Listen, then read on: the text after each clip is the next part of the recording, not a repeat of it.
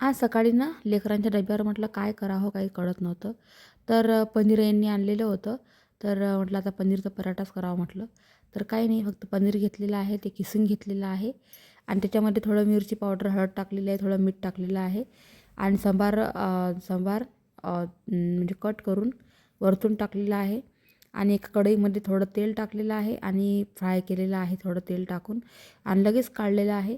तर पीठ घेतलेलं आहे थोडं, पिठाचा कणकेचा गोळा घेतलेला आहे, त्याच्यामध्ये टाकलेलं आहे मिश्रण आणि छान अशी पोळी लाटलेली आहे, आपण जशी पुरणपोळी करतो ना तशी.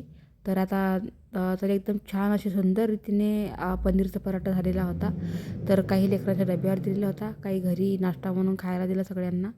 तर खूप छान आणि सुंदर असे पनीरचे पराठे तयार केलेले होते. तर माझ्या लेकरांना आहे ना कांदा टाकून पराठा कोणतंच आवडत नाही.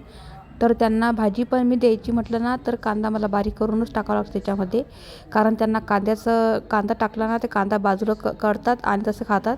त्यांना कांदा बिलकुल पटत नाही. त्याच्यामुळे मी साधे सिंपल पद्धतीने पनीरचा पराठा केलेला आहे. रेसिपी करून बघू शकता, पण सगळ्यांची पद्धत वेगळी असते, असं असते. तर बिना कांद्याचा पराठा करून बघा, खूप छान लागतो असा पण. तर चला बाय.